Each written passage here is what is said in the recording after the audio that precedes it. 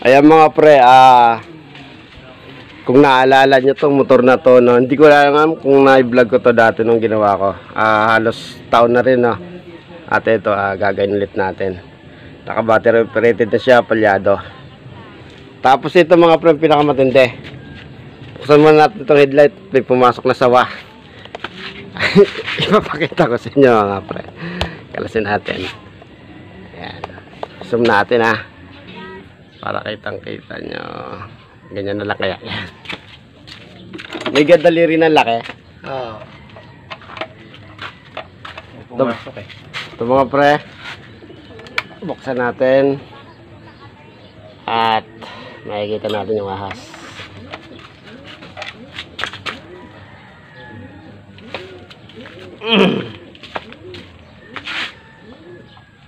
Baka naman hindi sawa. Sawa pre. Sawa talaga.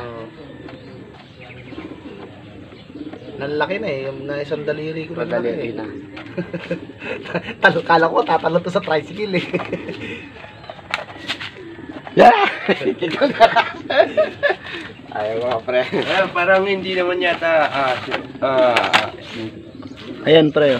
Ayun Ayaw mga pre sawa nga nakikita nyo ba?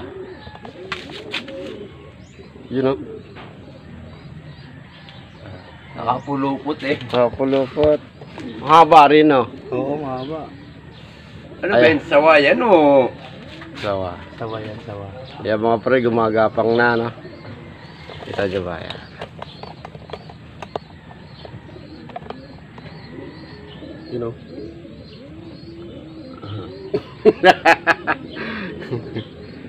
Huli mo kaya? Nako. Sawa nga. Ganyan na. Sa ibang wiring naman. Pinadali na po ni Boy huli. Yeah! Huli mo, doon natin lagi sa doon sa sa bukid. Ipitin mo lang. Chinilas yan. Saan?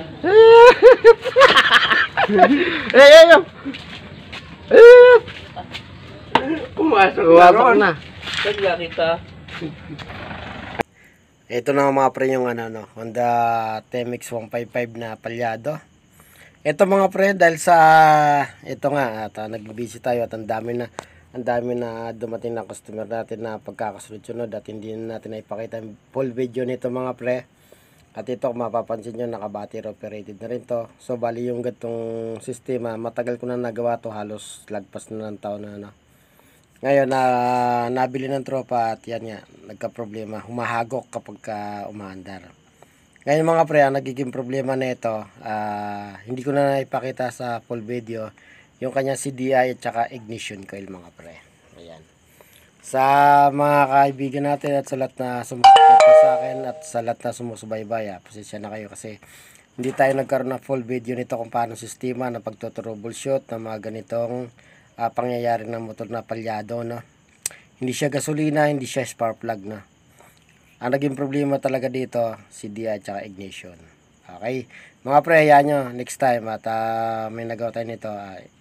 Gagawin natin kahit busy tayo, ipo-full video natin kasi yung ganito kasi pag nagbablog medyo mabagal sa dami natin dumating customer kanina. Ayan, shoutout nga pala kay Kuya na taga Bacor. Ayan, na nagpagawa rito at shoutout sa mga tropang SM na tuda ng SM Emos. Ayan, Bukandala. Shoutout sa inyo mga boss sa mga nagpapagawa sa akin. Thank you na pagkakadami at salamat sa tiwala. Salamat. God bless inyo lahat mga pre. Ingat palagi sa biyahe. Ride safe.